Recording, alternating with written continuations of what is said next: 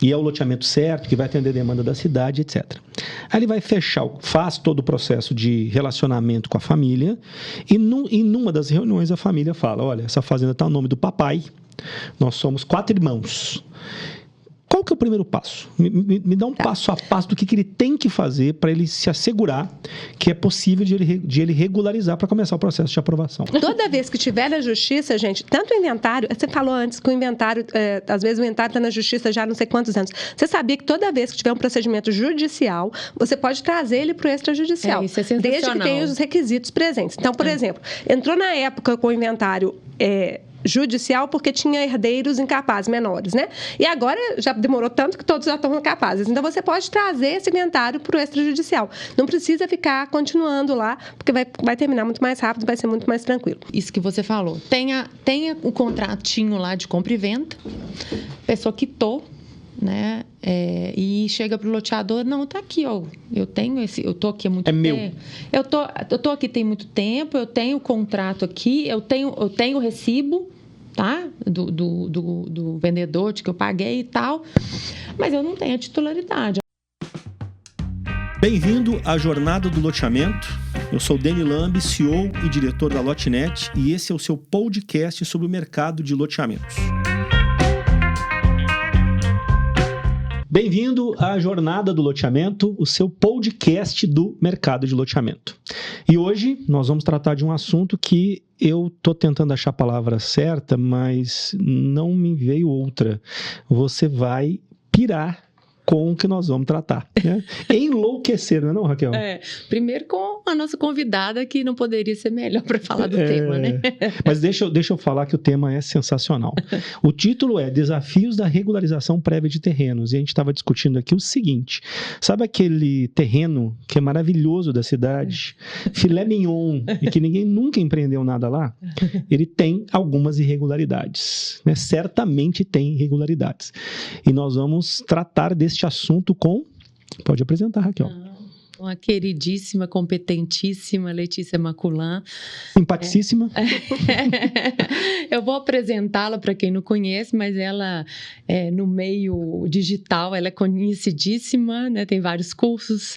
Enfim, é tabeliando o cartório de registro civil e de notas do Barreiro, de Belo Horizonte, presidente do Colégio Registral de Minas Gerais e diretora do CNBMG e do Ré Civil e do INDIC, Instituto Nacional de Direito e Cultura, graduada em Direito pela UFMG, pós-graduada, mestre e doutoranda em Direito. Professora, autora dos livros de notas e registros, casamento e divórcio em cartórios extrajudiciais do Brasil e uso campeão extrajudicial, além de diversos artigos sobre direito notarial e registral. Ou seja, nós vamos tratar de como fazer um casamento com terreno e não virar divórcio. É isso? Faz parte, acho que também disso, também trataremos disso. A gente vai ver primeiro se o candidato é bom para namorar. Isso, legal, boa. Se o terreno é um candidato bom para namorar. Se é de boa família. Olha, do diligência em relacionamentos também tá aí na hora. Né? Tem que fazer. Seria uma boa ideia. Eu tenho umas amigas, que não tem nada a ver com o que a gente está falando aqui hoje, mas tem umas amigas, eu não sei se vocês estão sabendo, a gente tem a central do Registro Civil, né? E as consultas são públicas para todas as pessoas. Claro que você vai fazer no cartório, tem que fazer busca e tal. Mas ela começa a paquerar o rapaz, ela vai no cartório e fala assim, olha aí, você é casado. Olha que dica boa. A gente faz a busca, é cobrada, viu, gente? Mas é baratinho. Aí depois faz um contrato de namoro também. Pode fazer o contrato de namoro, recomendo demais. Quem não assistiu minhas aulas sobre contrato de namoro, eu dei diversas no Dia dos Namorados. Nossa, todo mundo queria saber. E faz muita diferença, viu, Raquel? Muita diferença. A diferenciação, não tem nada a ver com o que a gente está falando, né? Mas é a diferenciação entre união estável e namoro mesmo. Não, mas tem a ver sim. Porque vai que você compra um imóvel de uma pessoa que fala que é só namoro, mas na verdade você vai pesquisar e tem união estável. E muda tudo, tem que olhar. É verdade. Então, vamos lá. Gente, então o Dene começou a falar aí, né? Nós temos lá o filé do terreno da região, que o loteador tá de olho lá e o terreno tá lá, tudo adensado em volta e o terreno, ninguém fez nada. Por quê? Né? A gente tem várias situações para tratar em terrenos como esse. São realmente desafios de regularização prévia de glebas para um futuro loteamento, mas para quem empreende, desafios fazem parte. Né? Alguns possíveis, outros não. Então, realmente tem situações que não vale a pena todo o esforço, né? Mas a gente realmente vai tentar aqui trazer alguns cenários que a gente possa regularizar, vamos colocar aqui de forma extrajudicial, utilizando de todos os procedimentos que já existem na nossa legislação e que a gente não precisa ir para o judiciário para regularizar. Né? A gente teve um avanço de desjudicialização muito grande no país, então a gente atua muito nessa frente e quer sempre levar essa palavra de desjudicialização. Então, a gente vamos ter algumas situações aí que são esses desafios. O loteador, ele já passa, vamos falar assim, quase que, em sua maioria, com procedimentos de regularização de uma gleba para fazer um loteamento. É uma retificação de registro por causa de diferença de área, é uma extremação, é um desmembramento, é uma unificação. Então, isso é quase que natural num procedimento prévio de aprovação de um loteamento. Mas aqui, isso aí, nós estamos falando que é fichinha aqui para o nosso assunto de hoje. Isso a gente não vai entrar, não, né? Pegar os cabeludos mesmo. A gente pode até fazer um podcast sobre esses temas aqui de regularização prévia de terrenos, mas esses não são tão desafiadores. Eles são com procedimentos. Tem que ter muita perseverança, mas eles não são grandes desafios. Mas, enfim, então a gente vai realmente contar com a ampla e competentíssima experiência da Letícia para a gente falar um pouquinho desses maiores desafios. E o que a gente vê aqui, talvez um dos primeiros ali, quando o loteador está buscando terreno, aí ele encontra uma família, né, que tem uma fazenda, igual a gente fala, geralmente é um imóvel único da família, que quer empreender e que o terreno é ótimo, etc. Mas a gente se depara com um grande problema, um grande vilão aí que... Vou chamar que é vilão, sim, porque é um grande desafio, muitas vezes. Às vezes não, às vezes é só realmente a falta de pegar o procedimento ali e realmente fazer, que é o inventário. Né? Então, o loteador, principalmente quando ele procura a gente como assessoria jurídica de negociação imobiliária, ele pede um aprofundamento muito grande nessa situação do inventário. E muitas vezes a gente nem consegue fazer uma análise prévia ao contrato de parceria. A gente pede que faça-se um contrato de parceria ou um memorando, etc., que dê um prazo para que ele analise a situação para ver a viabilidade de irregularidade ou não. Tá? Então, tem essas duas estratégias de se utilizar. Mas aí a gente se depara com a situação do inventário. Então, Letícia, eu queria que você trouxesse assim, o que você pode abordar aí de situações que você já vivenciou nesse tema aí, inventário de terrenos na sua atuação no cartório de notas. Nossa, eu já falei que meu cartório virou um cartório de inventários, né? Então, acho que o carro-chefe lá no cartório agora são os inventários, além das usucapiões, né? São dois atos que são super complexos, mas que a gente abraçou nos tabelionatos de notas. Como a Raquel falou, a desjudicialização, ela veio com força, né, cada vez mais, mas a gente pode falar que o mais relevante para nós nos últimos tempos foi a Lei 11.441, que trouxe a possibilidade de lavratura nos cartórios de inventários, divórcios, separações, restabelecimento de sociedade conjugal. Então, esses atos realmente foram uma desjudicialização que deu certo.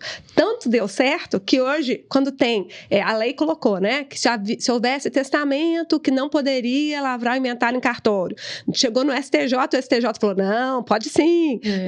Pode sim, desde que o testamento seja previamente aberto, né? Tu vai abrir o testamento em juízo. Se o juiz disser que está ok as disposições testamentárias, pode lavrar em cartório. Então, a lei tentou restringir, mas a necessidade de trazer para o extrajudicial é visto até como castigo. Mas eu não posso fazer no extra. A gente, não, infelizmente, tem que passar primeiro no judicial. O pessoal acha que é um castigo, mas não é. É o que está na lei, a gente tem que seguir o que está na lei. Mas a lei vem sendo interpretada sempre de forma a ampliar essas atribuições dos serviços notariais. E por quê, né? É porque os serviços notariais, eles são grandes parceiros dos advogados, né, na concretização desses direitos do cidadão. Então, a gente consegue, de forma célere e com segurança jurídica. Eu falo que os registradores de imóveis com quem a gente trabalha, né, o Carlos Londe, que até dá palestra junto comigo, está no nosso curso também, né, na nossa mentoria, ele fala assim, chegou para mim o inventário judicial,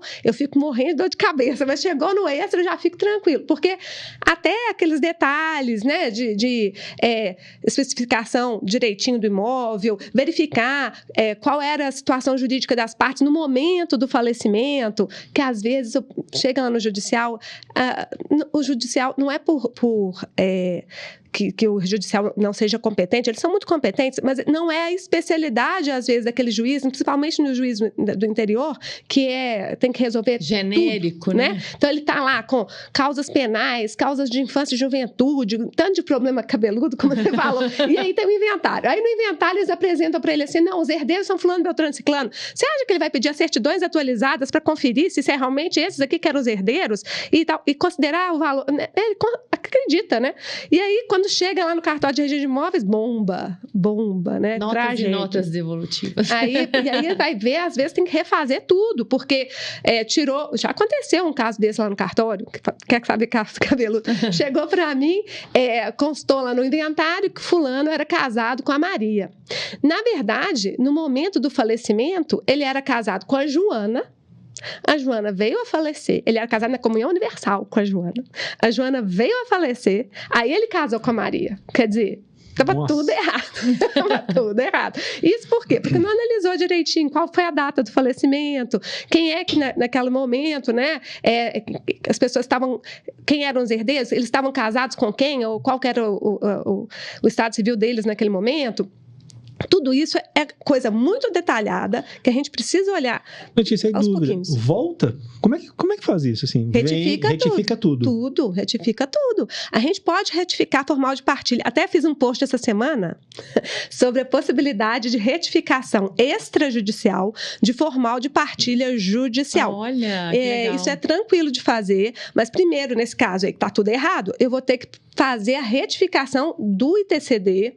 Isso demora um pouquinho, né? Vocês sabem que, apesar de que melhorou muito recentemente o nosso sistema de ITCD, o programa aqui em Minas, mas para esses casos que já tinham sido feitos, se você vai retificar, você não cai no programa novo, você cai no programa antigo, aí demora e a análise é bem complicada. Mas, enfim, dá para fazer. Dá para fazer, é melhor do que reabrir o processo todo no judicial. Né? Ainda por cima, se todo mundo estiver de acordo e tal, ainda a gente faz bem rapidinho. Então, a gente faz muito isso, tá, gente? É possível, não se desespere. Se aconteceu isso com você, não se desespere. Procure um tabelião. E, voltando a falar do tabelião, é sempre bom ter um tabelião. O pessoal fala tabelião de estimação. Mas não precisa ser só um, não. Eu até acho que, assim, é bom a gente saber que tem tantos tabeliões no Brasil, né? A gente está falando de tabelionatos em todos os municípios. Então, é o órgão público, os cartórios, em geral, são os órgãos públicos com maior capilaridade. Até bom falar um pouquinho disso também. Por que eu falo que o órgão é público? É porque a delegar é uma delegação de serviço público, mas em caráter privado, né? Então, o serviço em si é público. Só que ele é delegado pelo Estado para pessoas concursadas, né? Agora todo mundo tem que fazer concurso para poder assumir um cartório. Aliás, quem estiver nos ouvindo e for da área do direito e tiver interesse, mas já advirto que está cada vez mais difícil, né? De passar nesse concurso. Concurso complicado e demorado, né? Demora 4, 5 anos às vezes para ficar pronto. Mas, enfim, é uma área bem interessante e que está recebendo novas atribuições, tendo em vista o sucesso daquelas que a gente já recebeu. Então, a gente falou inicialmente da Lei 11.441, depois a gente teve, no caso do tabelionato de notas, a uso capião, que já é um grande sucesso. Lá no Barreiro a gente tem feito muitas usos capiões, muitas mesmo, e com resultados muito rápidos. Já tive os campeões registrados em 4 meses, que realmente foi meu recorde. Normalmente demora isso tudo, demora bem mais, né? Demora um ano, assim, mas um ano no processo judicial, às vezes nem teve o primeiro despacho ainda, não é? Porque o fluxo de processo na vara de registros públicos aqui de Belo Horizonte, é uma vara só para todos os processos de uso campeão de Belo Horizonte, é muito grande, né? Então a gente está falando, sei lá, mais de 10 mil processos. Então, voltando no inventário, Letícia, quando que eu não posso ir para o extrajudicial? Boa pergunta. Então, vamos lá. Eu já falei da questão do testamento, que inicialmente era um óbice, mas que foi afastado. Então, você abre o testamento em juízo, vai ter que ir para o juízo para abrir o testamento, mas abriu o testamento, aprovou o testamento, pode trazer para o cartório lavrar a partilha. Se todos forem maiores, capazes, né? Então, se tiver menores ou incapazes, por enquanto aqui em Minas nós não temos autorização. Onde tem autorização? No Rio. O Rio acabou de mudar o código de normas deles e a gente espera que a gente consiga copiar.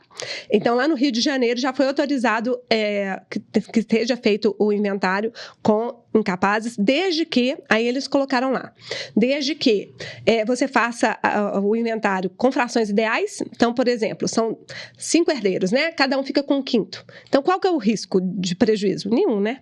Patrimônio todo dividido, 1/5 tudo para todo mundo. Não tem bem determinado para ninguém, né? Não tem bem determinado para ninguém. A partilha não pode ser prejudicial àquele que é incapaz. Mas tem outras alternativas também, que se quisesse fazer evitando o condomínio, que eu, sinceramente, acho muito melhor, né? Evitar o condomínio. Que é o condomínio, né? Para quem a gente está aí falando para o loteador, é o imóvel que fica em copropriedade, né? Isso, então, é o condomínio geral. Fica todo mundo dono da mesma coisa. Então, papai morreu. Eu, Letícia e Denis sermos proprietários de uma fazenda, e não quer dizer que cada um tem 1/3, e não quer dizer que esse 1/3 está localizado em lugar nenhum. Não, é todo mundo dono de cada milímetro quadrado, vamos falar em conjunto, assim. Isso mesmo. Então, a gente é dono em conjunto. Então, aí, como não tem prejuízo, poderia. E para evitar o condomínio, aí, se fizer uma partilha diferenciada, aí sim, teria que ter o parecer do Ministério Público e aprovação do juiz, né? Para poder fazer a partilha no Então, no se fracionar no Rio de Janeiro, é possível que o inventário seja extrajudicial, mesmo com menor incapaz. Por enquanto. E eu acho que essa é uma tendência, né? Porque, assim, pela lógica, qual que é o problema? Qual que é o prejuízo? Nenhum. Não tem. Então, às vezes fica mais fácil. Você termina o inventário e logo em seguida pede uma autorização judicial para vender, deposita em juízo o valor correspondente ao incapaz, né? Isso aí é uma solução. Eu queria dar um passo para trás, porque assim, eu acredito que muita gente está nos escutando, a gente tem esses feedbacks, empreendedor do primeiro empreendimento. Né? Assim, nós temos todo tipo de ouvinte, mas a gente recebe muito feedback desse perfil. E aí, vamos imaginar o seguinte, eu sou esse empreendedor, vi uma fazenda maravilhosa, que eu falei, cara, aqui é o lugar que eu vou desenvolver um loteamento, e é o loteamento certo, que vai atender a demanda da cidade, etc. Aí ele vai faz todo o processo de relacionamento com a família, e numa das reuniões a família fala, olha, essa fazenda está no nome do papai, nós somos 4 irmãos. Qual que é o primeiro passo? Me dá um passo a passo do que ele tem que fazer para ele se assegurar que é possível de ele regularizar para começar o processo de aprovação. Tá, joia. Então, gente, olha, claro que do diligence é muito amplo, eu estou falando aqui para experts, então talvez a gente não tenha que descer a detalhes, né? Vou focar mais na questão do inventário, porque é óbvio que a do diligence tem que ser muito mais ampla, verificar lá a situação do falecido, se ele tinha débito com a fazenda pública, tem um horror a débito com a fazenda pública. Eu já até escrevi um artigo recente sobre fraude à execução no caso de fazenda pública, que está cruel a jurisprudência, né? Você sabe que eles desconsideram o negócio e vão lá e pegam o imóvel. Sim. Entendeu? Sim. Então, assim... E já tive situações em trabalhistas também, débitos trabalhistas também. Ou seja, o papai, só para deixar claro, o papai tinha débitos trabalhistas. Isso. Ou débitos com a fazenda. Isso. Né? E foi feito o negócio, ou seja, foi transferido para os filhos, foi feito o inventário, o loteador ele entra com o processo de aprovação, porém, em um determinado momento, a fazenda fala, opa, de jeito nenhum, desfaz o negócio, porque esse aqui vai ser garantia de pagamento do débito que você tem comigo, Isso. ou a questão trabalhista. E é fato, Denis, assim, eu falo que eu já vivi na pele, né? Um loteamento aprovado, já lançado. Tô ligado. Você sabe qual que é. Você sabe qual que é, Tô né? sabendo, sei. A juíza trabalhista anulou a compra e venda Dos clientes. lá da Gleba. E ainda por cima imóvel rural, porque você sabe, né, direitos trabalhistas de empregados rurais são muito protegidos, né? Então, enfim, vamos lá. Mas vamos voltar. Eu vou focar no inventário. Então, além disso, que vocês têm que olhar, vocês devem saber que vocês têm que olhar isso tudo, a gente vai focar no inventário. Então, primeira coisa, 4 filhos. Será que são só 4 filhos mesmo? Vamos fazer uma nomeação de inventariante, eles declarando que são os únicos herdeiros do pai. Vale a pena fazer também aquela busca que eu já falei para vocês, que é possível fazer na central do Registro Civil. Qualquer pessoa pode fazer busca de qualquer pessoa. Olha aí se tem mais algum filho, nome de fulano de tal. A gente olha. E é possível, viu? Legal. E já achei alguns lá no cartório. Então, a gente pode olhar isso lá. Não custa muito caro. Na nossa central nacional, a gente consegue pesquisar nacionalmente, né? Então, com uma busca, a gente consegue localizar, tá? Se tem ou se não tem, na central. Se for coisa mais antiga, às vezes não tá lá na central. Nós estamos falando isso para não ter nenhuma surpresa aí no meio do caminho, né? Aparecer algum filho que está escondido e que eles estão escondendo assim, né? Mas, enfim, então, se forem só os 4, fazem nomeação de inventariante, eles indicam que são os únicos herdeiros e indicam um inventariante para poder assinar, pelo menos, o contrato de promessa. Eu acho que já dá uma segurança. E aí, vamos fazer um inventário.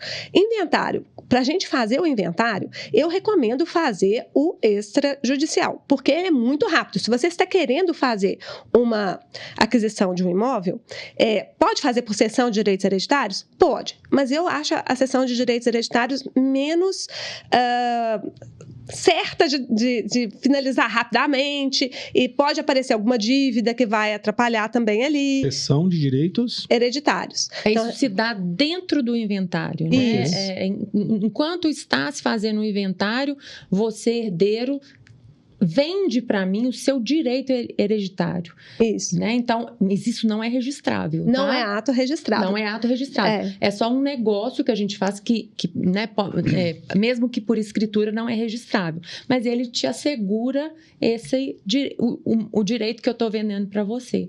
Né? Então, eu posso deixar de ser herdeira parcialmente ou totalmente. E se você conseguir adquirir todo o patrimônio que foi deixado pelo falecido, então se a cessão de direitos hereditários for total, você pode, como cessionário, você mesmo mover o inventário. Você dispensa a participação dos demais herdeiros. Então, isso também é uma due diligence prévia que você tem que ver. Será que deixou só a fazenda? Às vezes deixou só a fazenda, só deixou isso. Eu quero comprar a fazenda, ele só deixou a fazenda.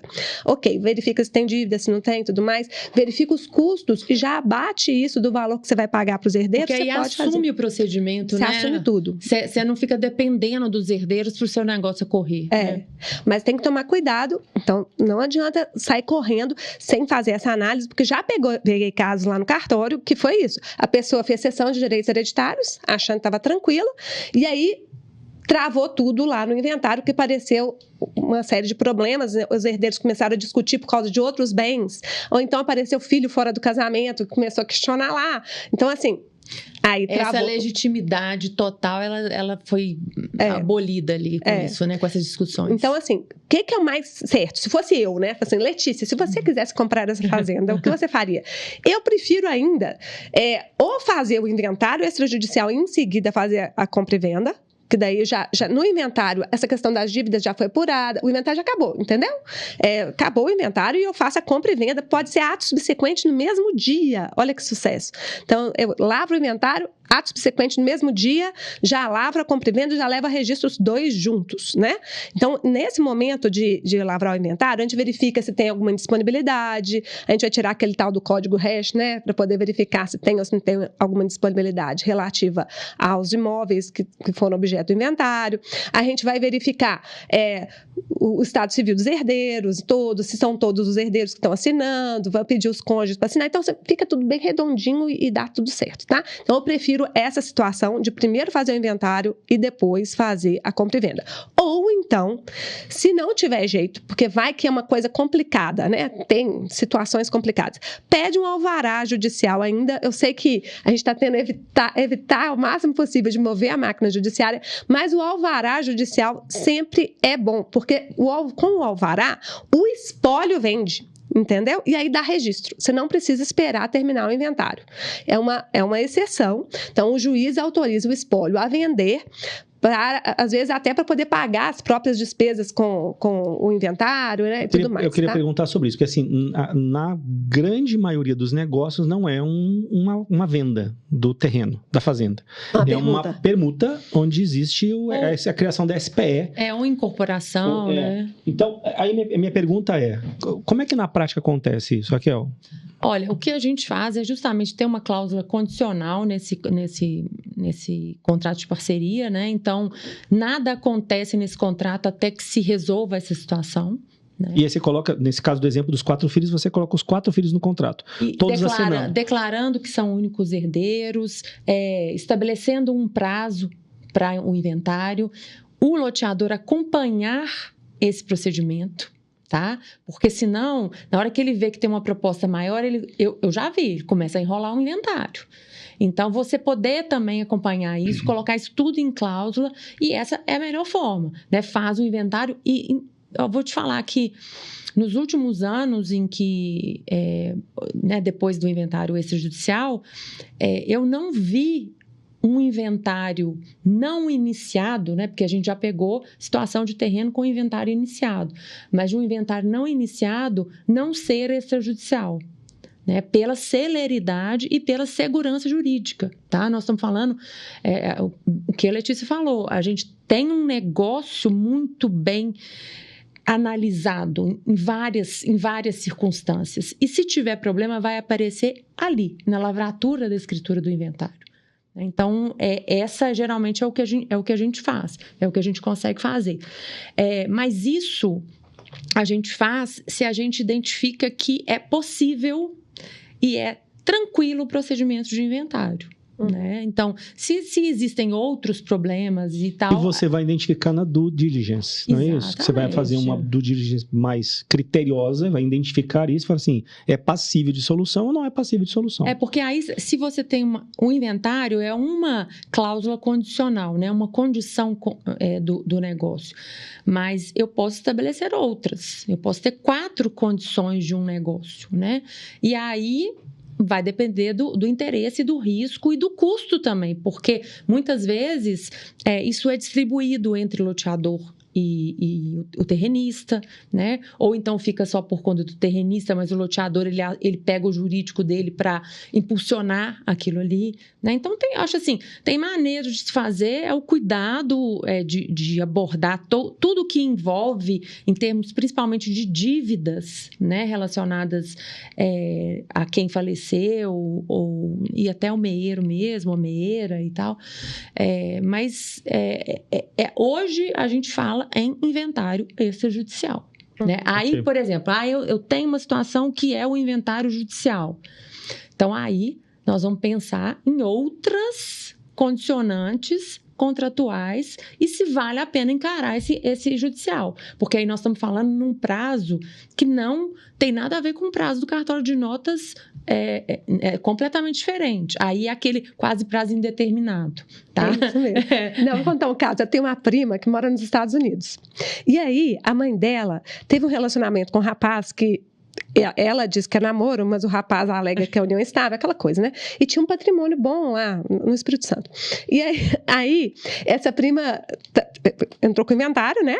Mas entrou logo o pretenso companheiro, alegando que era companheiro, travou tudo. Já tem alguns anos. E ela me ligou, Letícia, mas esse advogado é muito ruim, porque já tem 3 anos. Eu falei, 3 anos? Inventário? Aí eu falei assim, Aninha, a minha amiga lá, Aninha, Aninha, eu acho que, assim, olha, inventário judicial já demora razoavelmente, pelo menos uns 5 anos, assim, quando tem algum problema. Agora, quando tem briga, é sem prazo. A gente pode estar falando aqui 20 anos. Ela, quê? Eu falei, infelizmente. Nossa Senhora. E uma situação que eu queria abordar aqui também, que a gente vê também acontecer, eu firmei um contrato de parceria, ainda não transferi o terreno para a SPE desse negócio e uma das pessoas falece. tá?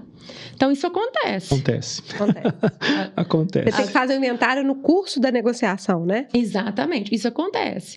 E aí, cabe, a gente estava até conversando, né, Letícia? Há uma possibilidade mais fácil aí, né? Principalmente se a gente está falando aí de uma permuta ou, enfim, de uma compra e venda que a gente coloca até uma cláusula pro absoluto e tal, da gente partir até para o próprio espólio escriturar essa transmissão, sabe? Isso. Então, tem essa possibilidade, a gente nem passar, a gente passa pelo inventário, mas aí, na verdade, é só então, o inventário extrajudicial só para nomear o inventariante para criar aquela figura que possa assinar aquela escritura. Então, assim... Isso se dá em função de que existe esse documento que antecedeu ao falecimento do proprietário do terreno. Isso. É isso. Deixa eu explicar isso bonitinho, porque isso aí... Nossa, eu sou apaixonada com esse tema, né? Porque a gente estava discutindo isso aqui em Minas. Em São Paulo isso já é bem tranquilo, já tem alguns anos, já tinha decisões judiciais sobre isso, mas... nível Brasil tinha muita discussão. Então, a gente elaborou, no nosso grupo de enunciados aqui do Colégio Notarial, a gente elaborou esse enunciado que se transformou, foi aceito, né, e se transformou no enunciado 48 da primeira jornada de Direito Notarial e Registral, que foi no ano passado. Foi organizado pelo Conselho da Justiça Federal. É engraçado, né, que a Justiça Federal, ela organiza isso com juristas de todo o país e sai alguns enunciados. Então, esse enunciado 48 diz o quê? Exatamente isso, que se o negócio foi concretizado em vida, né, que o inventariante pode cumprir as obrigações do falecido e assinar as escrituras, entendeu? Então, não precisaria passar pelo inventário previamente para o inventariante assinar as escrituras. Mas isso no caso do vendedor, né? Então, no vendedor ou no permutante, os dois estão transferindo, né? Mas nesse caso em que as permutas são para cumprir uma obrigação já firmada, né, em vida, e que a gente fala firmada e quitada em vida, que você não precisaria passar pelo inventário. Você poderia fazer as escrituras já com os inventariantes participando, tá? Se fosse compra e venda e quem faleceu foi o vendedor, né, aí você vai provar para o tabelião que o negócio foi quitado em vida, quitou em vida. Com isso, a gente já vai nomear um inventariante para ele passar para o comprador. Se quem morreu foi o comprador, aí não tem jeito de fazer o inventário, de deixar de fazer o inventário, porque o espólio vai adquirir, né? Então a gente põe um inventariante para assinar, mas o espólio dele vai adquirir depois para poder passar para os herdeiros, vai ter que fazer o inventário. Mas ele faz o inventário extrajudicial que é rapidinho, entendeu? Quando a gente fala de não passar pelo inventário, não ter que transmitir a propriedade para os herdeiros e depois os herdeiros terem que transmitir o imóvel para o comprador. Isso. Então, a gente pula a etapa da propriedade dos herdeiros e o próprio espólio já transmite através do inventariante, por uma escritura, ao o que faz sentido, comprador. Porque o negócio foi feito em vida. Isso. E se você for olhar também a Resolução 35, a Resolução 35 do CNJ é uma resolução que veio regulamentar a Lei 11.441. E lá no artigo 11 vem falando isso, que o inventariante regularmente nomeado por escritura pública pode representar o espólio para cumprir obrigações já firmadas em vida, entendeu? Então, se firmou essa obrigação em vida, o inventariante poderia finalizar o negócio, finalizar. Isso é bem interessante e é uma bandeira que a gente está levantando, porque apesar do enunciado, não é que todos os registradores ainda estão aceitando, porque eles falam assim, mas eu não estou interpretando diverso. Sabe como é que é? Direito é assim, né? Cada um interpreta de uma forma. Mas aqui em Belo Horizonte tem uma tendência, né? Eu já registrei algumas. Claro que eu ligo antes para o registro civil, o registrador de imóveis, e falo assim, olha, e aí, qual que é a sua interpretação? Posso lavrar? Vai dar certo? Vai dar certo? Olha que legal. O que você exige? O que você está exigindo aí? Tem alguns que exigem ver o contrato, né? Apesar de que o tabelião tem fé pública e o tabelião já falou que tem o contrato, mas eles às vezes pedem um contrato original para eles verem. Ok, tem uns que pedem para registrar o contrato, né, Raquel? Coisa que a gente não concorda muito não, porque o contrato preliminar, ele pode ser registrado para gerar direito real, mas ele não é obrigatório de ser registrado, né? Então, tem essa questão. Mas, enfim, está avançando. Já na nota técnica 3 do CORE constou uma nota técnica voltada para a adjudicação compulsória, mas nela constou que é viável nessa situação que o inventariante cumpra as obrigações do falecido, sabe? Só falando aqui, o CORE é um órgão de Minas Gerais, tá? Muito atuante, sempre está na vanguarda aí, como os notários de Minas Gerais também. Então, se vocês quiserem procurar esse enunciado, é CORE-MG. Isso, CORE, só para vocês saberem o que é CORE, é Colégio de Registro de Imóveis, tá? Porque às vezes quando você joga CORE, aparece também outras siglas para outros órgãos, né? Mas é Colégio de Registro de Imóveis aqui de Minas Gerais. É a União dos Registradores de Imóveis de Minas Gerais. É isso aí. Beleza, então exploramos a questão do inventário, que pode contar sobre uma tragédia? Eu já tive um caso de tragédia lá no cartório. É que lá no cartório a gente conta, que assim, a gente dá nome para os casos, né? Então tem o caso dos 1000 herdeiros. E essa é verdade. Era um terreno super valorizado aqui em Lourdes, mas um terreno só. É um terreno, eu não sei se era uma construtora que estava de olho para poder pegar esse mais algum, mas é uma incorporadora, não sei. Mas era um terreno só, que era de um monte de velhinhas. Devia ser umas 5 velhinhas. Mas vocês sabem, né, que anteriormente, a 27 de dezembro de 77, o regime de bens era a comunhão universal. E aí todas as velhinhas eram casadas, né? Então, casadas na comunhão universal. Aí as velhinhas morreram. E aí morreram também os maridos das velhinhas. Entendeu? Isso tudo depois que elas já tinham assinado o contrato de promessa. Mas eu não sei se já tinha sido quitado, porque naquela época a gente ainda não estava nessa vibe do enunciado 48. Foi anterior, né? Eu não lembro direito como é que foi a situação, mas sei que era tanto inventário já que tinha que fazer os 10, né, das 5 velhinhas mais os 5 maridos, que morreram todos, e depois já tinha alguns herdeiros das velhinhas também já tinham morrido. E aí, quando chegaram para mim com esse caso, já deviam ser uns 30 inventários. Aí eu falei, eu entendo, nesse caso, é uso capião. Pois é, eu ia perguntar agora, estava na ponta da língua. Eu falei, será que não é melhor uso capião? Aí eu falei, eu acho nesse caso aqui, uso capião, porque... E aí... Tem também discussão sobre isso. Nada no direito é assim, né, tranquilo. Mas tanto eu, no meu livro da Uso Capião Extrajudicial, quanto o Marcelo Couto também, no livro dele, nós defendemos que quando tem excessiva onerosidade, e até, vamos falar, é um problema fático, porque os outros herdeiros também estão idosos. Se a gente for fazer esses montes de inventários, 30 inventários, até que eu finalize os 30 inventários, já morreu mais gente. Quer dizer, não tem condição um negócio desse, né? Aliás, gente, se for possível, vamos lá. Toda vez que você vai comprar coisa de velhinho, senhor loteador, vai comprar do povo que é velhinho, né? Um tanto de velhinho.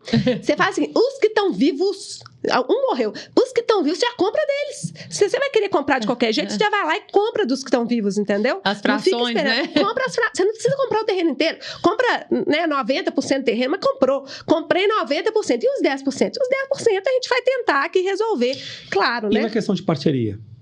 Transfere o terreno com as frações para dentro da... Como é que é isso? Porque, na verdade, a transferência é para uma SPE. Pois é. Né? Então, aí a SPE ela vai ficar dona, nesse exemplo da Letícia, de 90% de um terreno. Perfeito. Isso. E os outros 10% depois fazem o inventário. Mas aí a Letícia está dando uma super dica de garantia para o loteador, né?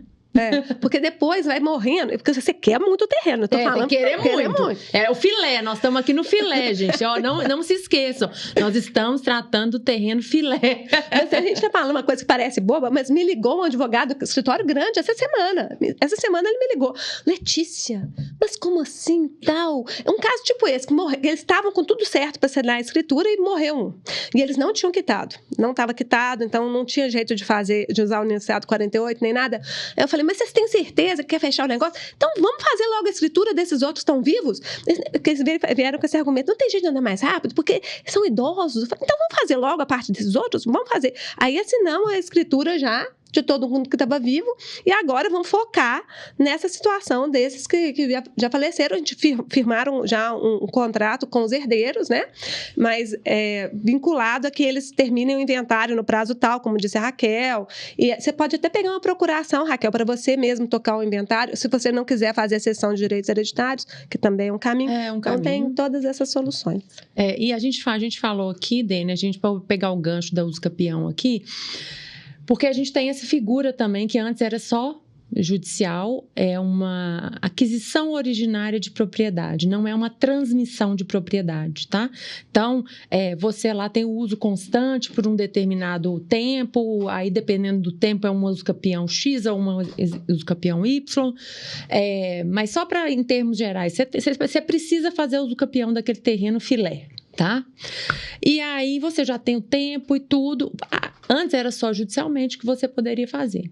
Então, hoje, você conta com o cartório de notas, que vai fazer a ata notarial constando todos os requisitos que a lei estabelece para aquele usucapião, e isso depois é levado a registro de imóveis, tá? Para que o seu parceiro terrenista tenha propriedade daquele imóvel. Então, pegando exemplos práticos, eu sou um loteador, vejo um terreno filé, vou conversar com o proprietário não tem o registro no nome dele. Não, talvez ele tenha um contratinho... Contrato de compra e venda antigo. Ou talvez ele nem tenha título nenhum, tá? Ele só tem a posse. Mas a posse dele é mansa, pacífica e por um tempo suficiente para ter direito ao usucapião. Perfeito. Tá? Então, ele consegue regularizar isso através da aquisição originária pelo usucapião. E aí o gancho que eu queria tomar aqui da Letícia é porque nós estamos falando assim, sabe aquela complicação dos 1000 herdeiros, que vai a velhinha, o velhinho, aí depois os filhos já ficaram velhinhos, então aí para eu regularizar esse imóvel eu tenho que fazer esse tanto de inventário e com um procedimento complicadíssimo e com a possibilidade de, no final desse procedimento, ainda ter que... infinitos inventários. Vamos falar assim, a premissa da usucapião é que você não tenha outro meio para regularizar o imóvel, tá? Essa é a premissa. Eu não tenho mais o que fazer. Eu não tenho quem me vendeu vivo, eu não acho, eu não consigo, eles não querem, enfim. Eu de forma nenhuma consigo regularizar. Então, deixa eu utilizar a minha posse mansa e pacífica para regularizar. Ou então, é um terreno realmente... Não é que eu invadi, mas eu ocupei. A minha família sempre ocupou, sempre esteve lá fazendo, a gente sempre criou lá gado, fez alguma atividade agrícola, etc. Então, você tem aquele direito aquisitivo, mas você não tem a propriedade. E aí a Letícia está trazendo, talvez a situação é tão complicada que a doutrina, alguns doutrinadores, igual a Letícia e o Marcelo, têm admitido que numa situação tão complicada assim, mesmo que haja um procedimento existente para regularizar, que são esses 1000 inventários... O caminho é o usucapião. Ok. Tá? Então, e aí, Letícia, já que a gente entrou na usucapião aí, né, que é outra questão, né, porque ela é muito comum no Brasil, né, a gente estava falando anteriormente sobre a irregularidade dos imóveis no Brasil, e a gente tem essa situação, e depois da possibilidade da usucapião extrajudicial, muitos imóveis no Brasil foram regularizados através da usucapião extrajudicial, e aí nós nos deparamos com as glebas que são passíveis de loteamento, mas que precisam passar pelo procedimento de usucapião. Aí, Letícia, eu queria que você falasse um pouquinho do procedimento para o loteador não se assustar tanto quando vê essa situação e que cuidado que ele tem que ter quando ele se depara com um senhorzinho da fazenda que fala que eu estou aqui há 30 anos, eu tenho que fazer o usucapião. Ou então, meu usucapião está na justiça tem 10 anos. Pois é. Bom, então, vamos lá. Toda vez que tiver na justiça, gente, tanto o inventário, você falou antes que o inventário, às vezes o inventário está na justiça já há não sei quantos anos. Você sabia que toda vez que tiver um procedimento judicial, você pode trazer ele para o extrajudicial. Isso é sensacional. Desde que tenha os requisitos presentes. Então, por exemplo, entrou na época com o inventário judicial porque tinha herdeiros incapazes menores, né? E agora já demorou tanto que todos já estão incapazes. Então, você pode trazer esse inventário para o extrajudicial. Não precisa ficar continuando lá, porque vai terminar muito mais rápido, vai ser muito mais tranquilo. Mesma coisa, o usucapião. Então, o usucapião pode ser também judicial ou extrajudicial. Não é obrigatório o caminho do extra, mas eu acho que já está virando uma tendência vir para o extra. Por quê? Porque é muito mais célere. Eu estou falando assim, célere, tranquilo, a gente dá uma certa confiança, né, para a pessoa, até para negociar. Então, eu vou comprar. Lá no Barreiro teve uns casos desses. Foi o seguinte: construíram lá o Hospital Metropolitano, né? E lá perto do Hospital Metropolitano tinha muito terreno irregular, loteamento irregular. Então, nem tinha jeito de regularizar de aquisição por outra forma, porque como o loteamento é irregular ou clandestino, né, tem que verificar qual era o caso lá, não tinha jeito de transferir a propriedade de outra forma. Cabe reurb também? Pode ser reurb também, mas não é um meio ordinário de transmissão da propriedade, né? Então, eles nos procuraram, a pessoa já com visão, vai sair aqui um super hospital, vou dar um jeito aqui, adquiriu a posse, mas fez a análise dele antes, fez a due diligence dele antes, né? É possível fazer até uma ata notarial de constatação de posse, previamente à aquisição, para poder ver que realmente, né, pegar um documento feito em tabelionato de notas, em que a gente verifica os requisitos da posse, prova que a posse é mansa, pacífica, contínua, há quanto tempo, né, e tudo mais. E as pessoas vão e compram, fazem um contrato, né, ou podem fazer também a escritura de cessão de direitos possessórios, é viável também. E nós, depois, vamos fazer a uso campeão extrajudicial. Então, a gente fez o primeiro requisito da uso campeão, gente, é a ata notarial, que é feita no tabelionato de notas. Isso se vocês optarem pelo procedimento extrajudicial. Nessa ata notarial, toda essa análise é feita por nós, né?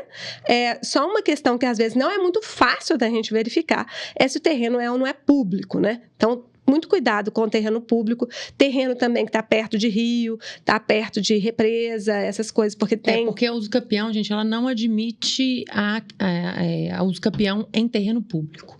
Né? Isso não é possível. Mesmo que você esteja lá, as gerações e gerações, terreno público não pode ser uso capito. Isso. Então, tem que tomar cuidado com isso, porque muitas vezes, né, nosso sistema registral não está lá no registro de imóveis. Tirem para mim. Não, aqui está registrado que esse imóvel é da União. Não é assim, não. Não é assim. Se fosse, era ótimo, né? Mas não é. Você chega lá, às vezes não tem matrícula. Não tem matrícula nem transcrição, não tem. Mas quando você vai notificar, que eles vão ser notificados no procedimento extrajudicial, né, pelo registrador de imóveis, tanto a União, o Estado quanto o município. Pode ser que eles manifestem interesse. Se tiver interesse, barra o procedimento extrajudicial.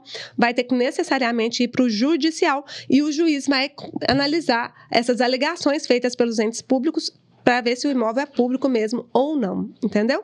E então isso é um problema. Já teve um filé lá, aqui num bairro bem bom, aqui em Belo Horizonte, que chegou para nós, para a gente fazer a ata notarial. E a sorte é que a advogada era muito diligente, então ela foi investigar, né? Trouxe para nós, mas ao mesmo tempo ia investigando, porque eu não tenho como verificar isso. O que eu faço? Eu peço as certidões de registro de imóveis. Na certidão não vem nada. Ou vem dizendo assim, não existe matrícula ou transcrição para essa área. A gente, ok, não tem. E aí a advogada, paralelamente, correu atrás e viu que tinha um interesse do município naquela área, que tinha antigamente um daqueles loteamentos, aqueles loteamentos que não foram para frente, né? E que não chegou a ser concretizado. Não foi aprovado, não foi implantado, né? Mas no projeto era para ser uma praça. Então, e aí como é que fica? Depende, tem que ouvir o município para ver o que o município vai falar disso. Porque se ele falar assim, tem um interesse sim, isso aqui é uma praça, isso aqui é meu, aí complica a vida da gente, né? Então, cuidado com isso. Mas fora essa situação de imóvel público, as outras questões todas a gente consegue verificar no cartório. Então, a gente vai verificar tanto os requisitos objetivos, né, do imóvel. Então, esse imóvel, será que tem matrícula? Será que tem transcrição? Qual é a história desse imóvel? Não tem nem matrícula nem transcrição para o lote, mas tem para a área maior, para a fazenda, que normalmente eram fazendas, né? Para a fazenda, tem? Tem sim. Lá no Barreiro tem os brochados, por exemplo, né? O pessoal acha graça, mas é uma família famosa lá no Barreiro, os brochados. E os brochados tinham umas áreas enormes.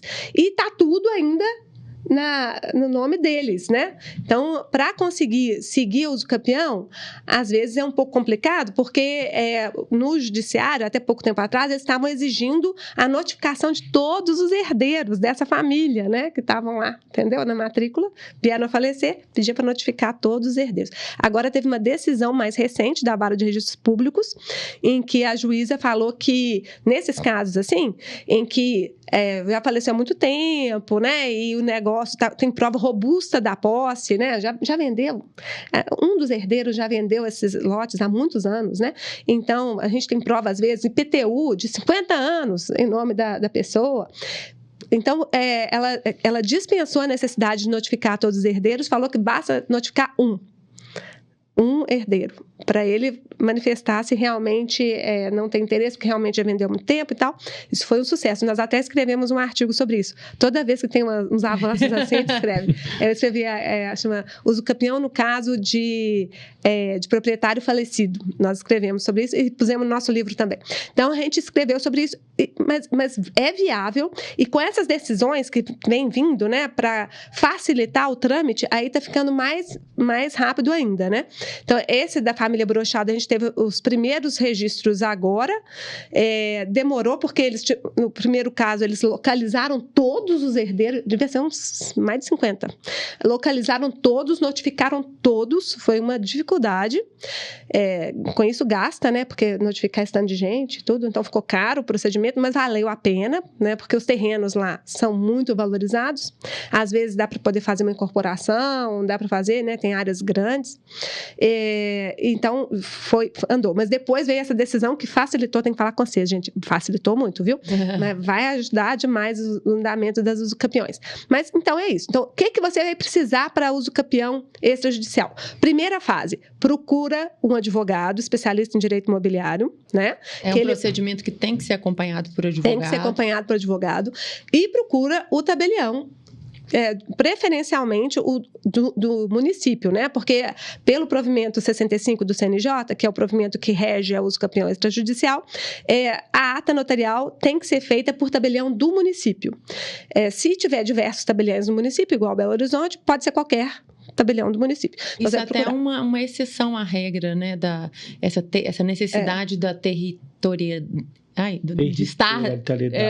Então, assim, a ata notarial da usucapião tem que ser no município onde está o imóvel, né? No cartório. E aí, Letícia, eu queria só acrescentar aí na hora que você fala assim: contrata o advogado e procura o tabelião do município da sua confiança. Isso. Mas aí é que tem que ter a interação entre o advogado e o notário, né? Isso. Eu acho que é o alinhamento, sabe? Que eu sempre falo, que a gente sempre discute aqui quando a gente está com registradores ou com notários. É o alinhamento com o notário, é com o registrador também, né? Porque tem casos que eles se migram de instituto, sabe? Dependendo do entendimento do registrador. Então, é muito interessante esse alinhamento, sabe? Não dá para o advogado, para o assessor de loteador fazer a sua tese e achar que a sua tese é maravilhosa, pode ser até maravilhosa, mas ela não pode ser o entendimento nem do notário, nem do registrador. E o nosso papel é fazer a coisa funcionar. Né? Isso. Tem outros advogados que vão lá no cartório que eles falam isso. Eu falo assim, não, eu entendo que é assim, assim, assim. Aí ela fala assim, mas o registrador não, né, Letícia? Então, acho que eu vou seguir o que o registrador, porque é mais difícil, mas vai fluir lá com ele. Então, tá certo. Eu sempre acho que é bom trocar uma ideia. Eu sou uma tabelinha que liga para os registradores mesmo. Alguns me atendem, a maioria atende. Um ou outro, às vezes, não atende, não. Tem uns meio difíceis de atender, né? Mas a gente conversa com o substituto, né? A gente conversa com outras pessoas. Não tem problema, gente. O importante é viabilizar os negócios. Eu falo que o tabelião tá aqui para viabilizar. Claro que se for bento, se for coisa errada, não. E essa questão, vou pegar aí o seu bento, que muitas vezes a gente pega os usucapiões em andamentos judiciais, né? E que por N situações estão demorando e tal, geralmente a gente transforma eles em extrajudiciais. Mas se a gente for, eu falo assim, a minha opinião, né? Se eu for começar uma usucapião ou pegar, eu sempre transformo ela em extrajudicial, eu sempre começo ela em extrajudicial e talvez vou exigir no contrato que ela seja extrajudicial pela segurança jurídica da usucapião extrajudicial. Assim, nós estamos falando de um judiciário afogado de processos, que lida com muito tema. Nós estamos em Belo Horizonte, tem uma vara especializada e que Há problemas também, porque pelo volume de trabalho. Então, assim, a usucapião extrajudicial é um usucapião com segurança jurídica muito maior. A gente está trabalhando com profissionais que se debruçam sobre aquilo, né? Eu tenho um notário que vai fazer uma ata notarial, que, vamos falar, a prova principal, né, para se levar dos requisitos da usucapião para o registro de imóveis. Ele se debruçou, é um procedimento, vamos falar, né, Letícia, de 3 a 6 meses no cartório. É demorado. E aí, depois você vai ter um registrador aferindo não só a ata notarial, mas outros documentos. Isso. Então, olha a segurança que você traz para o loteador que tá investindo naquela área. Pois é, eu ia pegar esse gancho, assim, você falou assim, o primeiro passo é escolher um advogado e depois vá no cartório. Conversa com o pessoal. Tabelião para você fazer um alinhamento a respeito da estratégia, não é isso? Aí o segundo passo. Pois é, terminou a ata notarial, o segundo passo é o procedimento perante o registrador de imóveis. É importante esclarecer isso, porque às vezes a pessoa fala assim, fiz a ata, já está resolvido. Não está resolvido. Porque a ata notarial é diferente de escritura pública. A gente faz uma escritura pública, seja de inventário, seja de compra e venda, seja de permuta. Fez a escritura, a gente pega a escritura, entrega para o registrador vai conferir se os requisitos estão lá presentes, normalmente estão, e vai registrar. Ele não tem que fazer mais nada além de conferir, né? Conferiu, registrou. É documento único, né? É um documento único. A gente fala que é um ato. Então, a escritura pública é um ato. A ata notarial é o primeiro ato que vai servir para instruir, é uma prova que vai servir para instruir um procedimento. Então, em vez de você entrar com processo judicial para ser reconhecido o direito ao usucapião, você vai entrar com processo administrativo perante o registrador de imóveis. Então, ele fica no lugar do juiz. Ele assume essa figura, né? Mas ele faz todos os atos que o juiz faria. Então, ele vai fazer o quê? Notificar a União, Estado e Município. Isso é uma tragédia, né? Porque às vezes você tem certeza que esse imóvel não tem interesse do município nenhum, nem do Estado, nem de ninguém. Então, mas você vai precisar de notificar? Vai precisar de notificar. União, Estado e Município. E a União, Estado e Município tem prazo de resposta? Tem 15 dias, né? Mas se eles, a qualquer tempo, passou os 15 dias, segue o processo, se eles não manifestarem. Mas se a qualquer tempo eles descobrirem, porque às vezes acontece, né? Vai mexendo lá nos documentos antigos, né? Vai lá e acha assim, aqui eu achei, teve uma desapropriação aqui que não foi registrada. Acontece? Pode acontecer. Pode acontecer 6 meses depois. Pode acontecer o município vai fazer o cadastro municipal do imóvel usucapido. Já tinha um cadastro municipal antes. E ele manifestou que não tinha interesse. Não tinha interesse. Aí ele pode voltar atrás, entendeu? Então tem isso. Mas, enfim, mesmo sendo um procedimento, é infinitamente mais célere do que o procedimento judicial. Eu já falei que a média lá no cartório, assim, dos difíceis, é de 1 ano. 1 ano está pronto. Então, é muito rápido mesmo. E aquilo que a doutora Raquel falou ali, é possível você trazer para o extrajudicial os procedimentos que já estão em curso no judicial. Mas, às vezes, eu não trago. Sabe, Raquel? Eu faço muita ata lá no cartório de depoimento testemunhal para substituir as audiências. Então, o que é? O processo já está mais... Vai depender da fase, né? Já está lá quase acabando. Falta só a audiência e não teve contestação, teve nada. Já teve as intimações. Teve tudo. Aí eu falo assim, traz o processo para eu ver. Porque às vezes não vale a pena começar tudo de novo, porque eu vou te contar que dá trabalho. Eu faço muito usucapião. Eu acredito no poder da usucapião. Mas você vai falar assim, é um procedimento tranquilo? Não é. Porque a gente faz a análise toda da cadeia, né, de posses que teve lá. Então, a gente tem que analisar as pessoas, a gente tem que analisar os documentos. Então, documento do imóvel, documento de todas as pessoas que ficaram lá. Analisa se tem alguma ação judicial em face daquela pessoa que teve a posse do imóvel. Nossa, é muita coisinha que a gente tem que olhar. É muito bom você falar isso, Letícia, porque o que a gente recebe lá no escritório é assim, o usucapião extrajudicial, 6 meses, né? Eu falei, não é 6 meses, não. Não. Mas é extrajudicial. Não, o processo vai ser 2, 3, 4, 5, 10 anos, mas o usucapião extrajudicial vai ser... Eu coloco assim numa régua normal de 1 ano e meio a 2, para não criar nenhuma expectativa. É bom mesmo, porque a pessoa, se tiver uma surpresa, vai ser Porque assim, gente, nós estamos falando da Letícia Maculan, tá? Então, assim, a gente não lida todo dia com uma Letícia Maculan. Então, eu coloco de 1 ano e meio a 2. E se dá tudo certo. Se tiver tudo certo. Se não tiver impugnação, se não tiver... Porque daí, se tiver impugnação, para tudo e vai para o judicial. Aí começa a dizer... impugnar? Olha só, já tive um caso lá no cartório que um vizinho impugnou. Mas o vizinho impugnou, não era... Foi assim, um vizinho tratante, digamos assim, né? Porque ele queria passar um cano de água pluvial pelo lote lá, né? E não estava fazendo acordo, aí ele falou assim, vou impugnar. Impugnou mesmo. Impugnou, falou, não, eu tenho interesse lá, ele está entrando na minha área. Tava nada, mas impugnou, para criar confusão. Aí o advogado, muito esperto, né, sentou lá e falou assim, não, vamos então negociar aqui, ó. Então você pode passar o cano, você vai poder passar aqui, e aí você dá baixa lá, você volta atrás e tudo mais. Ah, então tá bem. Fizeram a servidão, tudo certinho. E aí ele voltou atrás e com isso conseguiu finalizar o procedimento extrajudicial mesmo, tá? Mas pode ser isso. Ou então pode... teve um caso desse outro dia lá no cartório.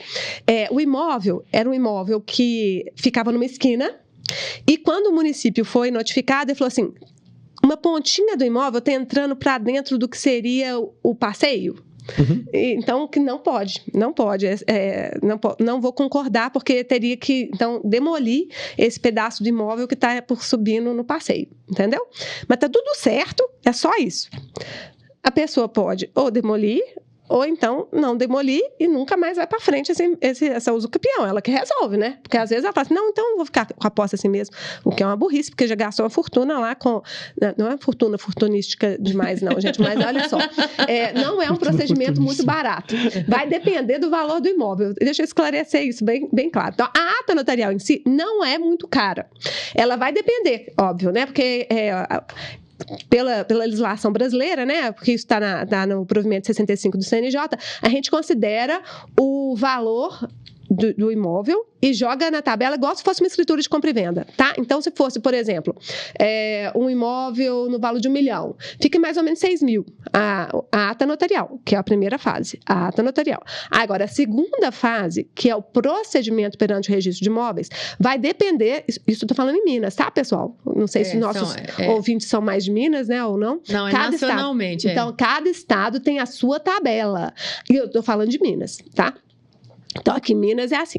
Aí você vai, segunda fase vai para o registro de imóveis. Aqui em Minas, entrou no registro de imóveis, já paga um procedimento. E o procedimento já custa uns R$ 2.500. Só para o procedimento, que é essa análise toda. E... é uma análise que vai ser feita e que pode dar registro ou não dar registro. Se der registro, ainda vai pagar o registro. Tá? Se não der registro, você pagou o procedimento, você não recebe de volta também, não. Então, tem que avaliar direitinho. Que a gente, só para deixar também pontuado aqui, não tem TBI, tá, gente? Não tem. Se tinha TBI. Não tem uma aquisição originária, não é transferência.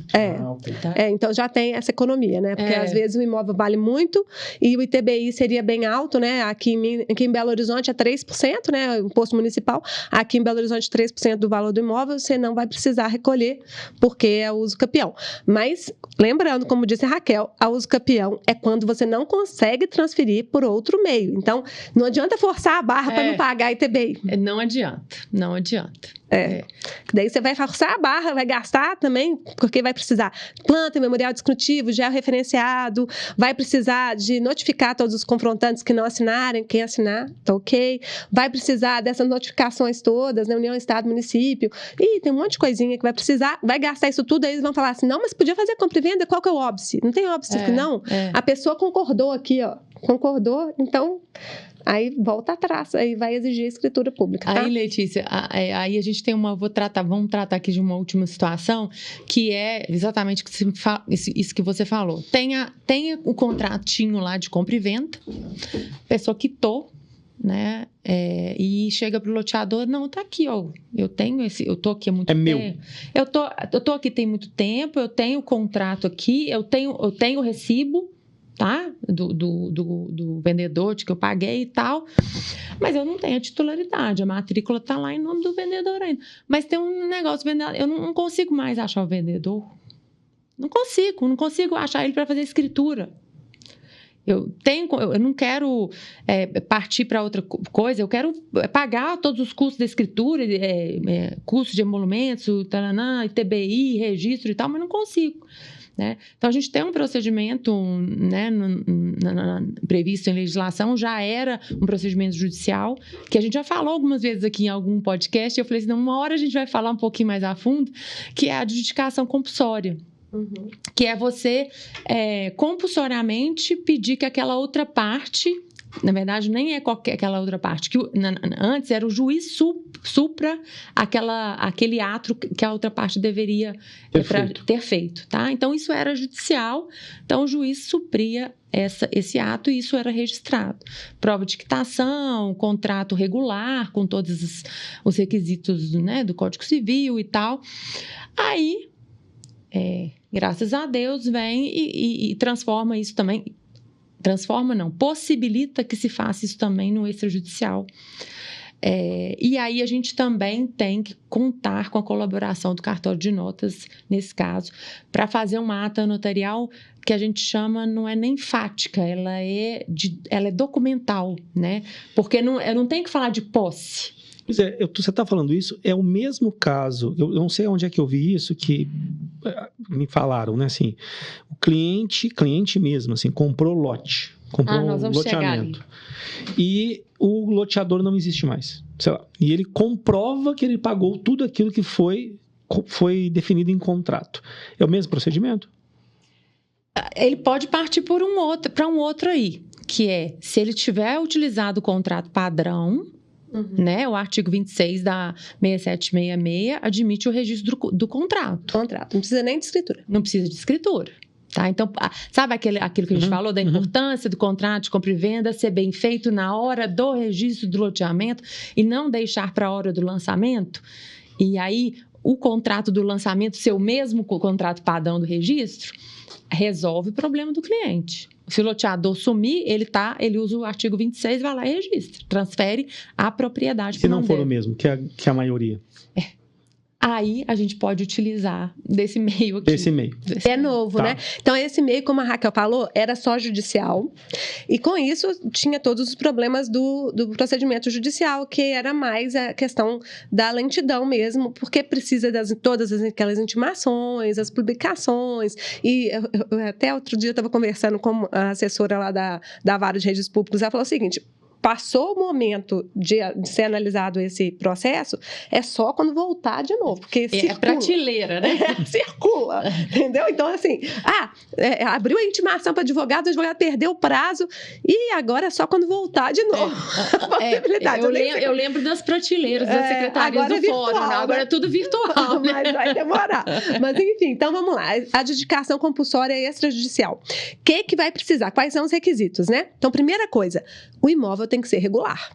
Se for irregular, é uso campeão mesmo. Imóvel regular, quer dizer, tem registro. Matrícula certinha, tudo isso, bonitinho. Tá lá, em nome do proprietário. Então, você comprou do proprietário e esse proprietário, você cumpriu as suas obrigações perante aquele proprietário, você tem um contrato.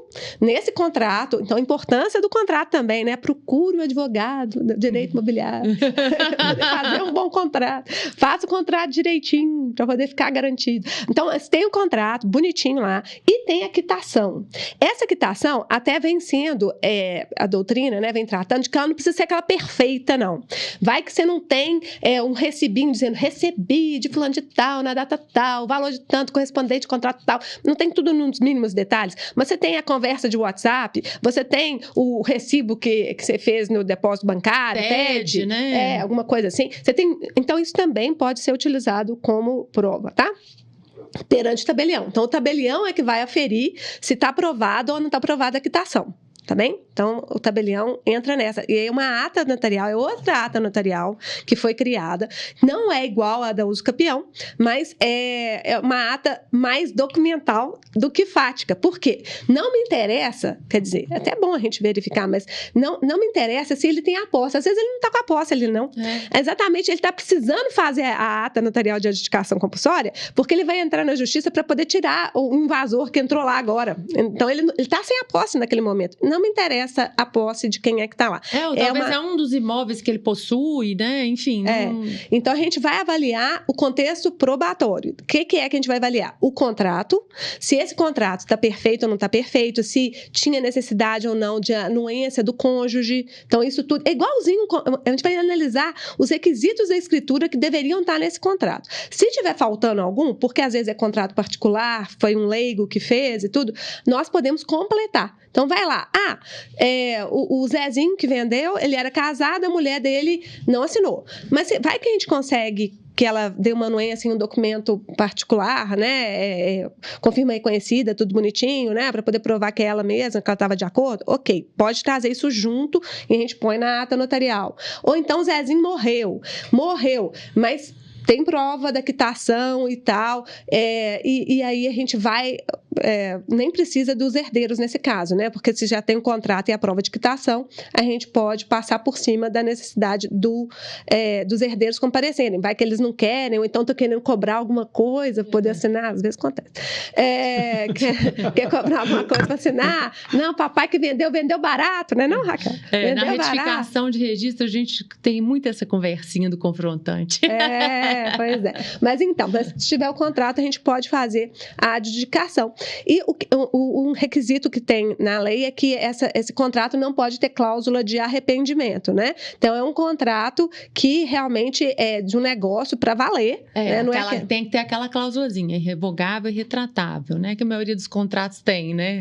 Até que não precisa ter a cláusula. Só não pode falar assim, esse contrato é revogável no prazo não sei quanto. Então, se colocar revogabilidade, é que não pode. Se não falou nada, não tem problema, não. Eles até têm aceitado, sabe? É bem comum, né, assim, ter um contrato, a não ser que tenha uma cláusula resolutiva, né? Mas, assim, essa desistência pura é muito difícil ter, a cláusula resolutiva não tem problema, pode constar. Mas a desistência é muito difícil.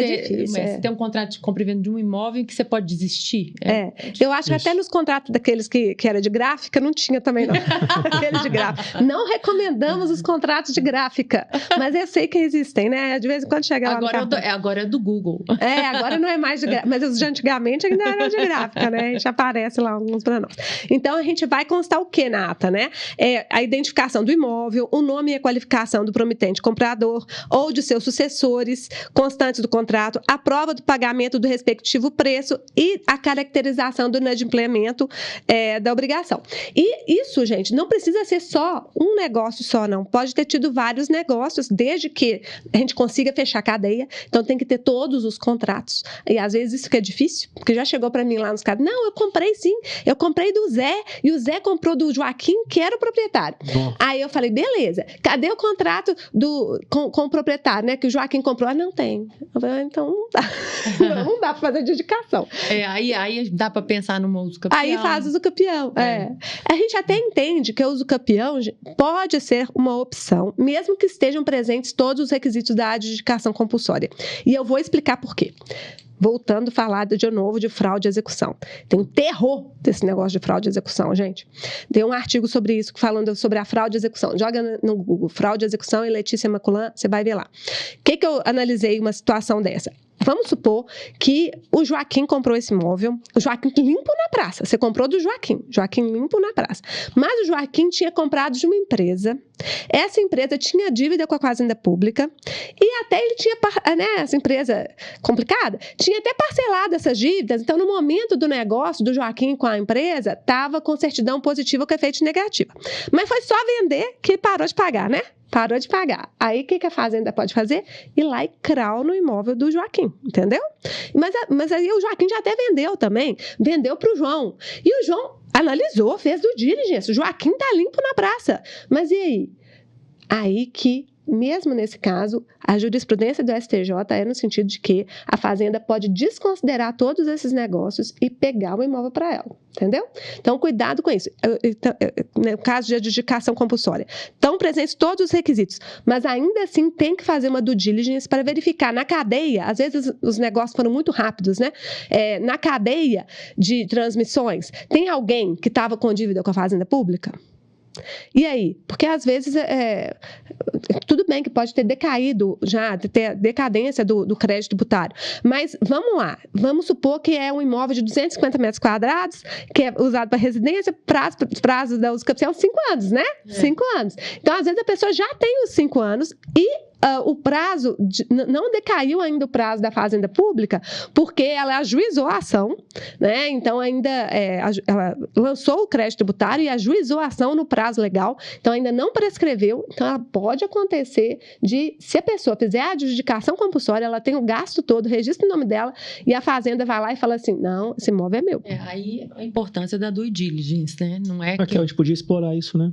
No podcast. Vamos fazer isso. É muito importante isso. É muito importante. Não, eu falei que me deu uma enxaqueca no dia que o rapaz foi lá no cartório. Porque sempre lá no cartório é assim, né, gente? Eu atendo os advogados. Tudo bem que tem que agendar antes, tá bom? Porque já estou virando uma pessoa que vivo atendendo. Sem brincadeira. Normalmente são 2 de manhã, uns 2 de tarde. Eu tô ficando assim, igual médico, horário marcado. Aí chegou lá esse rapazinho. E o rapazinho tava desesperado. E a escritura não foi lavrada lá no cartório. Ele foi lá para discutir, porque eu gosto muito desse assunto. Eu fui procuradora da Fazenda Nacional há 14 anos, antes de passar no concurso, né, pro cartório. E aí eu gosto muito de direito tributário, já escrevi muito sobre isso, só que a jurisprudência do STJ mudou totalmente da época que eu era procuradora. E eu nem estava ciente de que tinha ficado nesse nível de agressividade, digamos assim. Aí o rapazinho chegou lá, Letícia, aconteceu, olha só. Foi esse caso que eu contei. Ele comprou do Joaquim e o Joaquim tinha comprado de uma empresa. Aí, isso tinha sido meio rápido, né? E ele tinha comprado aqui, e aí chegou para ele lá uma intimação de que ele ia perder o imóvel. Aí ele entrou com embargo de terceiro. E aí perdeu os embargos de terceiro. Aí ele, vou estudar isso aqui. Aí eu fui estudar, falei assim, gente, a jurisprudência está assim mesmo. Eu falei, olha, a jurisprudência está assim mesmo. E aí, qual que é o jeito de afastar esse problema, né? É provar que essa empresa tinha outros bens para garantir lá a fazenda pública. Então, você vai atrás. Mas você sabe, quando a pessoa é atrapalhada, já ficou sem nada no nome dela, né? Normalmente é assim, não tem nada. Era uma empresa grande, mas depois não tem mais nada. Bom, enfim. Pra você tirar isso aí do bojo da fazenda também não é fácil, não. Eu sei que me deu uma enxaqueca, eu fiquei tão mal por causa da situação dele. Olha que nem o cartório estava envolvido, né? Graças a Deus, mas a gente fica sentindo mal por causa da pessoa. Eu falei assim, gente, tem que mudar essa lei. Eu acho que a gente tem que falar mesmo desse assunto, porque isso tudo aconteceu por uma mudança que teve no Código Tributário Nacional, que tornou a fraude de execução a mera alienação quando houver débito inscrito em dívida ativa. Então, basta ter débito inscrito em dívida ativa para que seja fraude de execução, alienação de bens. Porque se pensava antigamente, né, em fraude de execução, execução fiscal ajuizada. Isso. Dívida inscrita, você tem que fazer a pesquisa na Receita. E às vezes você nem tem acesso. Não, e aí quando você vai jogar um CNPJ, CPF da pessoa e ela tem dívida, só consta assim, não é possível emitir a certidão negativa, mas você não sabe nada do que é a dívida, tá? Agora então nós falamos assim dessa possibilidade da adjudicação compulsória para a gleba lá, para o loteador empreender. Mas eu queria só fugir um pouquinho do nosso tema, mas dentro da adjudicação compulsória, falar que isso pode ser um importante mecanismo para o loteador, tá? A gente sabe da dor do loteador, a Letícia mesmo falou das reclamações que ela recebe lá, o tempo todo, todos os dias, todos os anos da minha vida, né? Que é o IPTU. Débito de IPTU em nome do loteador, porque o cadastro municipal do imóvel continua em nome do loteador, porque o município não aceita mudar o cadastro municipal se não tiver ao menos escritura e às vezes exige o registro. Isso. Tá? E aí ele precisa fazer um negócio, alguma coisa, e tá lá todo empipinado na prefeitura. E aí ele tem lá do empreendimento dele de 500 lotes, 50 lotes que já foram quitados, né? Eu, Raquel, fui lá e comprei o imóvel e não transferi para o meu nome. Tô tranquila. E não pagou IPTU também, não? Mas pagou IPTU também, não. E tô tranquila, porque o brasileiro é tranquilo, né? Gente... É impressionante isso. Vamos registrar, por favor, né? Assim, não tô falando só por conta do loteador, para tirar IPTU, não. Mas, assim, pela segurança jurídica da sua moradia, né? E aí... agora, quando a lei veio com a adjudicação compulsória extrajudicial, ela trouxe uma inovação que é a adjudicação compulsória extrajudicial reversa. Lembra que eu falei esse palavrão aqui um dia desse? Você falou assim, nossa, Raquel, o que é isso? Eu falei, calma que nós vamos chegar lá. Então, a adjudicação compulsória extrajudicial, ok, né? Então, o comprador entra com procedimento para suprir que o vendedor transfira para ele. Aqui é o contrário. Né? É vendedor.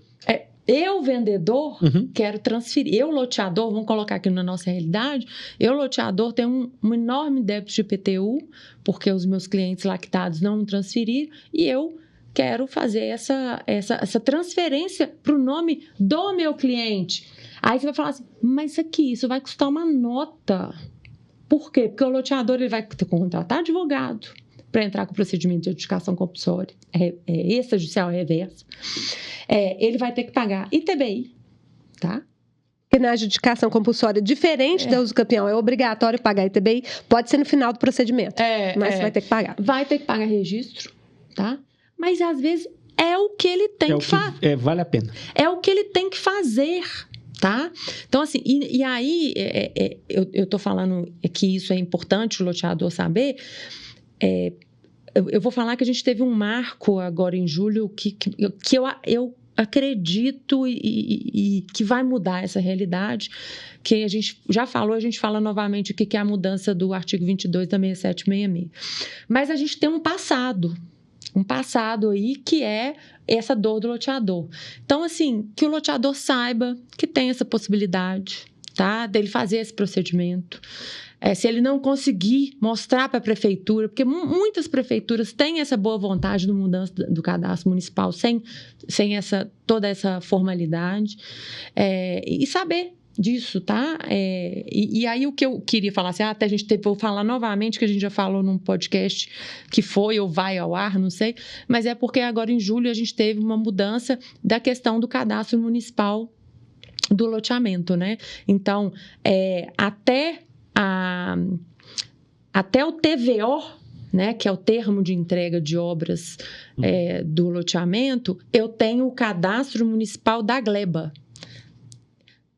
Então, a Gleba paga IPTU, tá? Então, não tem negócio de TR, não. A Gleba paga IPTU a partir da aprovação, etc. Ou então, que já estava pagando IPTU por estar em zona urbana. Enfim, aí é outra coisa. Destinação, nós não vamos entrar nessa seara, não. Mas, então, aprovou, Gleba paga IPTU, acabou a obra, TVO, né, termo de verificação final de obras, os lotes são cadastrados e passam a pagar IPTU, tá? Então, assim, a gente acredita, a gente jurista, que essa seja a intenção do legislador quando ele trouxe essa nova regra de cadastro municipal.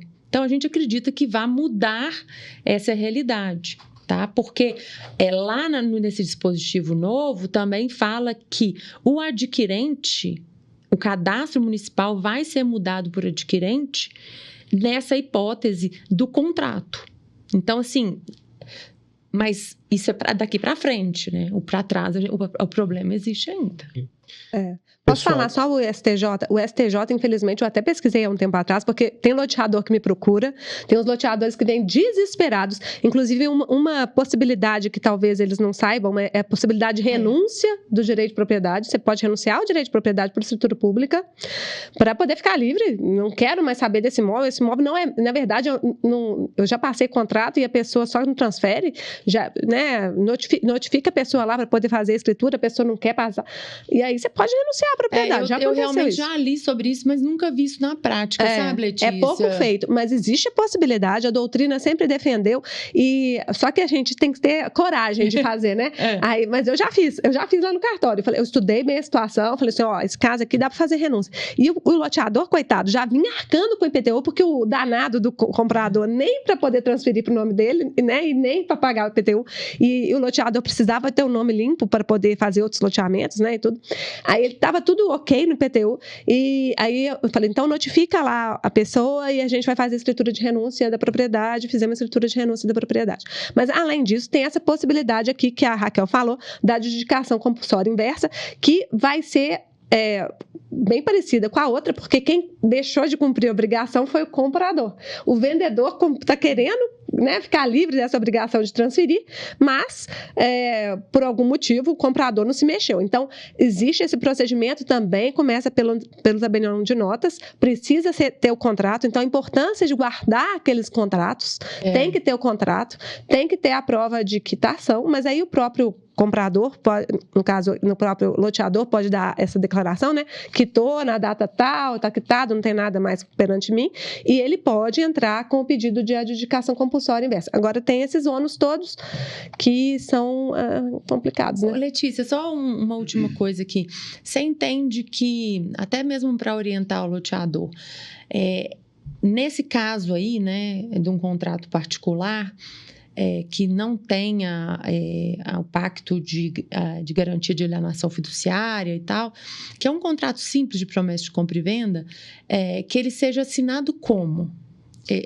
Assim, a gente pensando no futuro, do problema no futuro. Não, né? Excelente pergunta. Olha só, gente, eu sei que hoje em dia está na moda aqueles DocSign, não sei o que mais. Esse negócio aí, se chegar lá no cartório, às vezes ele chega lá no cartório, quero que você reconheça a firma. Como é que eu vou reconhecer a firma de DocSign? Não tem jeito de reconhecer firma disso, não. Isso aí não se reconhece firma, tá bom? Existe, se você quer assinar digitalmente, tem o e-notariado, que tem a plataforma, que tem a assinatura digital do tabelião. Essa aí é uma assinatura certificada por um tabelião. Então, ela tem os requisitos todos previstos no provimento 100 do CNJ. Então, a gente pode fazer tranquilamente, tá? Chama E-Note Assina. É sensacional, tá, gente? Eu tô falando todos os meus clientes. E é barato. Custa o valor de uma eu acho que falta divulgação. Porque é prático, é simples, tem aplicativo. Você está dentro de uma delegação de serviço público. Isso. Você não está dentro de talvez de uma startup. Você não sabe se ela vai existir daqui 10 anos ou não. Pois é. Tá? Porque não estou tirando a legitimidade de nenhuma dessas empresas, mas assim... Vamos falar assim, eu tenho, essa é uma assinatura avançada, né? Vamos falar. Ela não é a qualificada do ICP, igual a gente já falou aqui. A assinatura ICP Brasil, ela já tem reconhecimento, né?